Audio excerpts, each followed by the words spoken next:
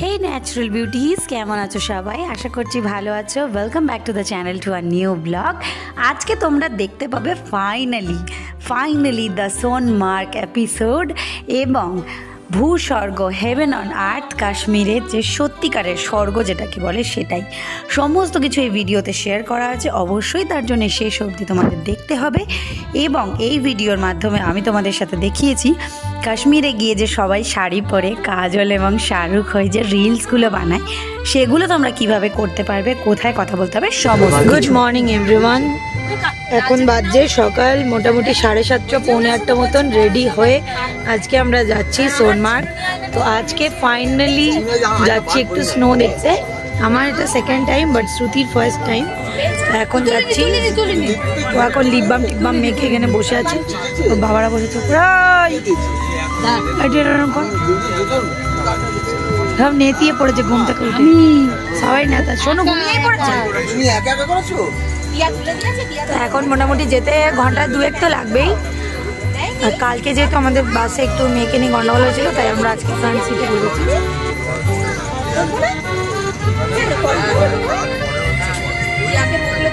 Finally আমাদের বাস ছেড়ে দিয়েছে। এই যে সবাই উঠে পড়েছে। সবাই একটু হাই করে দাও। আলো পুরো মুখে পড়ছে।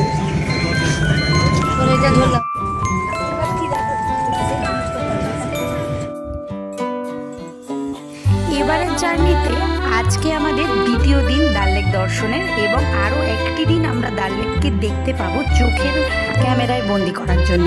তাই আজও একদম সুযোগ ছাড়িনি। নিজের ক্যামেরা, মোবাইল এবং চোখ তিনটেকে একদম ভালোভাবে ক্যামেরার মতন করে বন্দি করে রাখার জন্য ডাল লেকের একটা অংশ আমরা যেন চোখ বন্ধ করতে চাইনি। সারাটাক্ষণ তার দিকে তাকিয়েছিলাম, কারণ মোটে 3 দিনের জন্যে আমরা এই ডাল লেককে দেখতে পাবো। তারপর চলে যাব আমরা পেহেলগাঁওয়ের জন্যে। তো ডাল লেকের এই অপূর্ব ভিউটা দেখতে দেখতে আজকে আমরা যাচ্ছি সোনমার্গ। শ্রীনগর থেকে টোটাল 80 থেকে 90 কিলোমিটার দূরে। এখন একটি টানেলের মাধ্যমে তোমরা যথেষ্ট তাড়াতাড়ি পৌঁছে যেতে পারবে। এখানে দেখতেই পাচ্ছ অতিরিক্ত পরিমাণে বরফ।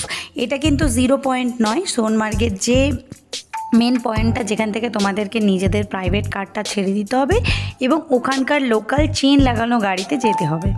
ঠিক আছে, তো সেইখানে গিয়ে তোমরা এতটা পরিমাণে বরফ দেখতে পেয়েছি আমরা, যে আমাদের আর 0 পয়েন্ট যেতে হয়নি। আমরা 2018 সালে যখন গিয়েছিলাম তখন কিন্তু আমাদের 0 পয়েন্ট যেতে হয়েছিল, কারণ এই জায়গাটিতে আমরা এত বরফ দেখতে পাইনি। এবারের ট্রিপে মানে আমরা অপূর্ব দৃশ্য দেখতে পেয়েছি। মানে যাত্রা শুরুর মাঝপথ থেকে, টানেলটি শেষ হওয়ার পর থেকেই আমরা অতিরিক্ত পরিমাণে বরফ দেখতে স্টার্ট করে দিয়েছি। এবং তোমরা চাইলে এখানেও নেমে গিয়ে এনজয় করে নিতে পারো, আবার পয়েন্টে গিয়েও এনজয় করতে পারো, আবার 0 পয়েন্টেও যেতে পারো। কোনোটাতেই কোনো ডিফারেন্ট আমি ডিফারেন্সিয়েট করতে পারছি না। ওখানে কোনো স্পটস নেই যে তোমাকে 0 পয়েন্টে গিয়ে কোনো স্পটের ভিউ আছে। 0 পয়েন্ট মেনলি আর একটা জায়গা যেখানে এই রকমই আর একটা পয়েন্ট, যার ওপারে আমরা আর যেতে পারি না। তো আমরা এখন চলে এসেছি যেখানে গাড়ি পার্কিং হয়, যেখান থেকে তোমরা শ্যুজ এবং ড্রেস ভাড়া করতে পারবে সেই জায়গাটিতে। এখানে স্লেজ গাড়ির ব্যবস্থা আছে, যেগুলো মানুষেই টেনে ওপর থেকে নিচে তোমাদের সাথে করবে। এবং আরেকটি গাড়ি হয় যেগুলো বরফের ওপর চড়ে, সেই গাড়িগুলোরও ব্যবস্থা আছে। তোমরা যে প্রত্যেকটা রকমের রাইডস এখানে নিতে পারবে। তো আমরা এখানে জাস্ট স্লেজ গাড়িটাই শুধু চড়েছিলাম। আপাতত আমরা চলে এসেছি। এই বোতলটা একটু ধরতে পারবে? আপাতত আমরা চলে এসেছি স্নোতে। এখানে থেকে 0 পয়েন্টে যাওয়া যায়। মানে এখানে যা বরফ আছে, এখান থেকে চেন লাগানো গাড়িতে 0 পয়েন্ট যাওয়া যায়। বাট আমরা এখানে এতটা স্নো আছে যে 0 পয়েন্ট যাওয়ার কোনো প্রশ্নই ওঠে না। মানে রীতিমতন আমাদের ব্যাকগ্রাউন্ডে এটা একটা নর্মাল জায়গা, নিচে সেই জায়গাটাতেই এতটা বরফ। এখানে গাড়ি পার্কিং হয়েছে, সবাই একটু ওয়াশরুম গিয়েছে সেইগুলোর জন্য। ঠিক আছে, এরপরে যেখানটা সামনেটা দেখাবো সেখানে আরও বরফ। তো 0 পয়েন্ট যাওয়ার কোনো প্রশ্ন নেই। তো তোমরা যদি টাইমিংটা এটা মেনটেন করো, তাহলে আশা করছি তোমাদেরও 0 পয়েন্ট যাওয়ার প্রয়োজন হবে না। 0 পয়েন্ট যেতে এখানে পার হেড 400 থেকে 500 টাকা নেয় গাড়িতে, 0 পয়েন্টে পৌঁছে দেয়। ওখানে আরও বেশি বরফ, মানে এর থেকেও বেশি বরফ। তবে হ্যাঁ, পুরো স্পট অবধি মেবি এখন পৌঁছানো যাবে না, কারণ রাস্তায় আরও বরফ থাকবে। সেই জন্য যে সামনে থেকেই পুরো এত বরফ। ঠান্ডা এখানে এখন হাওয়া। बर्फ नहीं चाहिए, हम बर्फ में थोड़ी ना सोएंगे।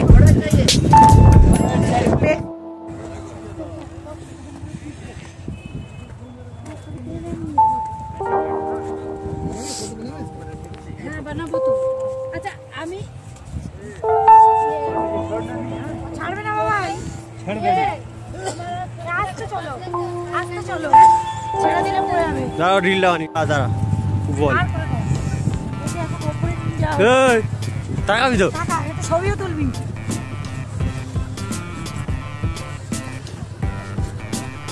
শালা দে ভালো লাগছে ভাই? কিছু দেখা যাচ্ছে না ওপর থেকে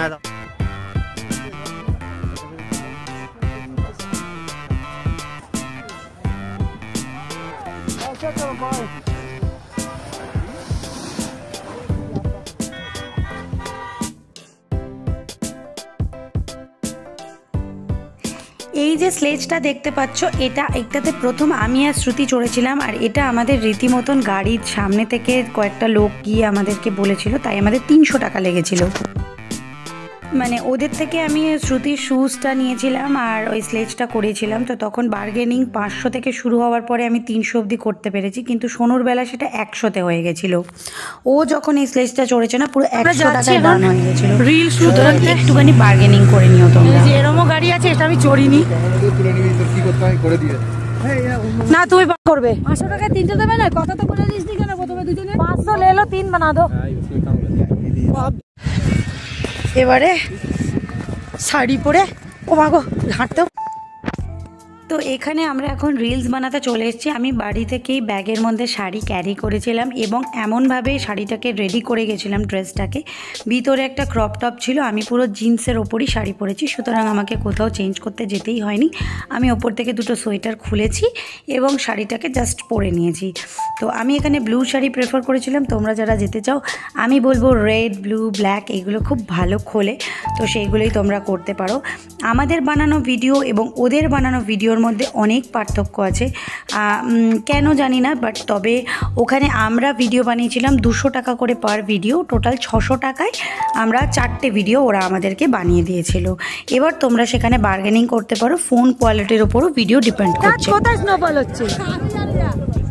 ডিপ বল হচ্ছে। আমাদের ভিডিও বানানো হয়ে গেছে ওদের থেকে, আর এখন আমি কয়েকটা বানাবো মানে আমার ফোনে। ये हमारा फोटोग्राफर है, आपका नाम बोल दो। आयान। या कश्मीर में आओगे? बोलो फोटो शूट करने के लिए आ जाओ कश्मीर, ये इनका बॉस है। की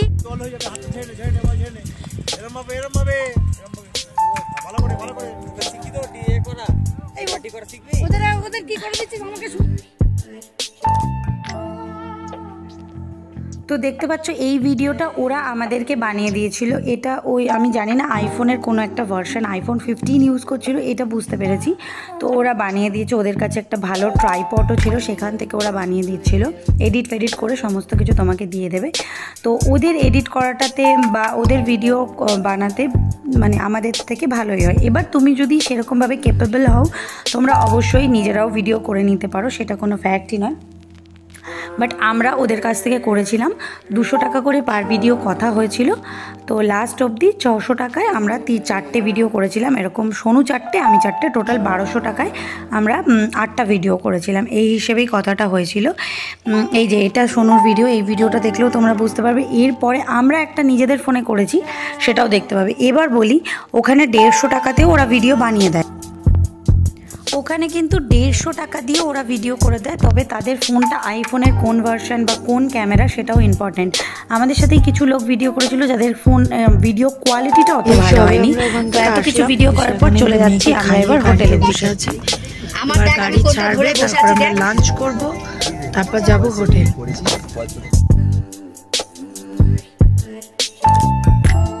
হোটেলের দিকে বলাটা ভুল হলো, চলে এলাম গাড়ির দিকে, কারণ শ্রুতির খাবার টাইম হয়ে যাচ্ছিল, ওকে একটুখানি লাঞ্চ করাতে হবে সেই জন্যে।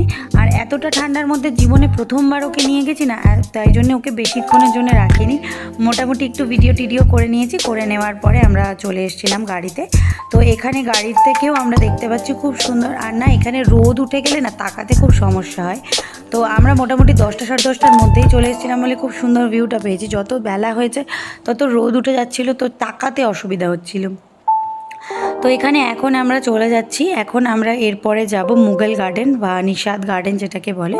সেখানে পথে না সত্যি কথা বলতে এই বরফ বা এই পাহাড় বা এই দৃশ্যগুলোকে ক্যাপচার না করে থাকতে না পেরে পারছিলাম না, তাই রাস্তায় যেতে যেতে যখনই সম্ভব হচ্ছিল একটু করে ক্যাপচার করে নিচ্ছিলাম। তো শ্রুতি এখানে ঘুমিয়েই পড়েছে, আর আমরা এবারে যাচ্ছি লাঞ্চ করতে। আমাদের হচ্ছে একটা হোটেলে দাঁড় করাবে, কিন্তু যেহেতু এখন 4টে মতন বেজে গিয়েছে আমি আর লাঞ্চ করিনি। তবে লাঞ্চের ভিউটা খুব সুন্দর ছিল, তোমরা দেখলেই বুঝতে পারবে। আধা লোক তো এখানে ক্লান্ত হয়ে ঘুমিয়েই পড়েছে।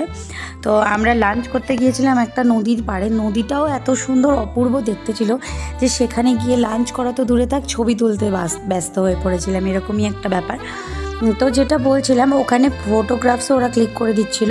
তো যারা নিজেরা ক্যামেরা ক্যারি করছো তাদের ব্যাপারটা আলাদা, আর যদি মনে করো ওদের থেকে ফটোগ্রাফস ক্লিক করিয়ে নেবে, ওরা তোমার ফোন থেকেও করে দিতে পারে, তোমার ক্যামেরা দিয়েও করে দিতে পারে, তবে ওদের ফোনের কোয়ালিটিটা ডিপেন্ড করে।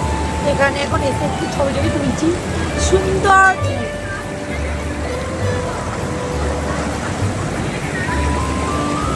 রিল বানিয়ে দিস তোমার একটা। কি করবি?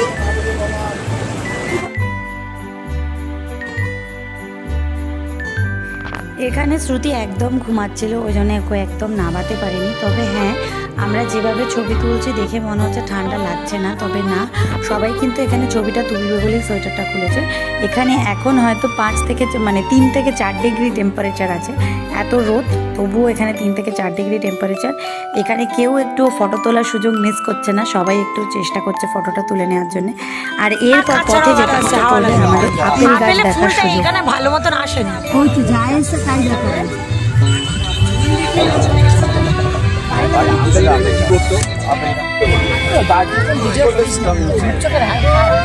একদম না, মুখ চোখের হাল সবসময় আমার বিউটিফুল।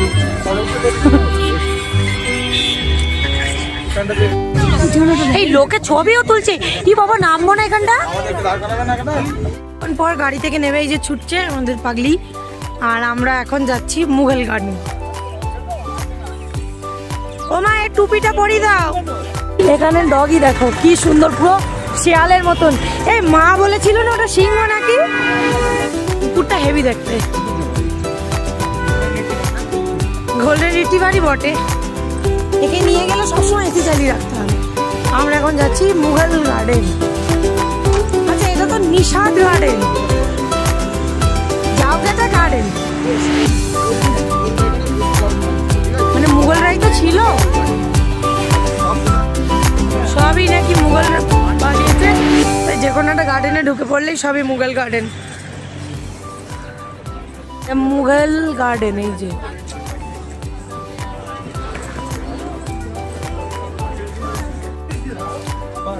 এটা হচ্ছে মুঘল গার্ডেন।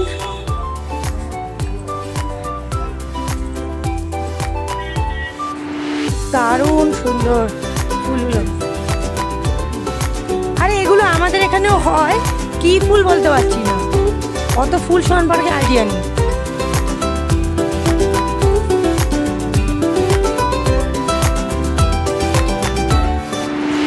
সুন্দর সুন্দর। এইটা আগের বারে মা ঢুকেছিল, আমরা আসিনি, সে সিঁড়ি দিয়ে ওঠা উঁচু, আমরা আসিনি। আগের বার যখন এসেছিলাম তখন এগুলোতে আসিনি।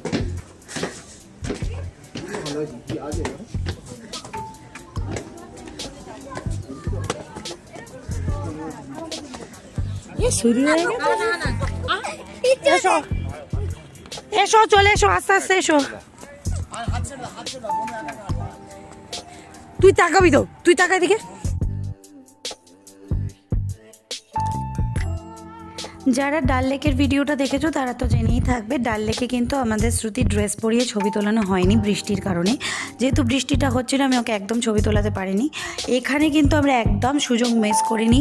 আর যেহেতু আমরা যে রমজানের সময় গিয়েছি, তো এই টাইমটা না এখন 5টা বাজে, ওদের ইফতারের টাইম, তাই জন্য ওরাই বলে দিয়েছিল যে আমরা ড্রেসটা দিয়ে দিচ্ছি, আপনারা আপনাদের মতন খুলে নেবেন। সেই জন্য আমরা একটু বেশি সময় ধরে ওকে ড্রেসটা পরিয়ে রাখতে পেরেছি এবং অনেকগুলো ফটো তুলতে পেরেছি। প্রথমে ব্লু ড্রেসটা পরা পরানোর ইচ্ছে ছিল রয়্যাল ব্লুটা, কিন্তু ওর গায়ে হয়নি। তারপর এই লাল কালারেরটা পরিয়ে পুরো একদম কাশ্মীরি মেয়েদের মতন ওকে সাজানো হয়েছে, অপূর্ব দেখতে লাগছিল। আর ও এতটা কোঅপারেট করেছে না, মানে যেভাবে ছুটতে বলছি সেভাবে ছুটতে, যেভাবে হাঁটতে বলছি সেভাবে হাঁটছে। ইভেন ফটোগুলো এত সুন্দর সুন্দর এসছে। তো এত ছোট বয়সে ও এভাবে আমাদের সাথে কোঅপারেট করেছে, সত্যি মানে টাচউড এরকম আমি ভাবিনি, ভেবে তো ছিলাম যে কি হবে।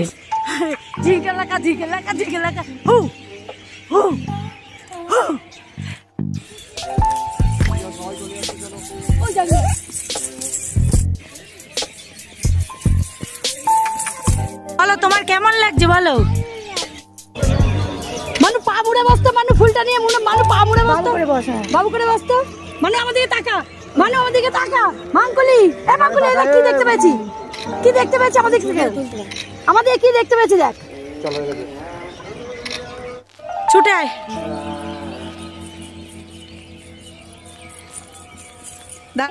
মা সরে যাও, মা সরে যাও। হ্যাঁ হ্যাঁ হ্যাঁ হ্যাঁ হ্যাঁ। তো সমস্ত কিছু সেরে আমরা চলে এসেছিলাম হোটেলে। তো এখানেই ভিডিওটা এন্ড করলাম। আজকের ভিডিওটা তোমাদের কেমন লাগলো প্লিজ আমাকে কমেন্ট করে বলো, তোমাদের কমেন্ট পেতে আমার খুব ভালো লাগে। যারা যারা ভিডিওটা দেখছো একটু হলেও কমেন্ট করো যে কেমন লাগছে তোমাদের ভিডিওগুলো। আর যদি কোনো ভুল ত্রুটি হয়ে থাকে অবশ্যই আমাকে কমেন্ট করে জানাতে পারো। ভালো লাগলে শেয়ার করো। যারা ফেসবুক থেকে দেখছো তারা চ্যানেলটাকে ফলো করে রেখো, আর যারা ইউটিউব থেকে দেখছো তারা অবশ্যই সাবস্ক্রাইব করে বেল আইকনটাকে বাজিয়ে রেখো। আশা করছি তোমাদের ভিডিওগুলো ভালো লাগছে। আসতে চলেছে নেক্সট দিন গুলমার্গের ভিডিও, তার জন্য প্রস্তুত থেকো। Tata bye bye, take care. দেখা হচ্ছে নেক্সট দিন। সবাই ভালো থেকো।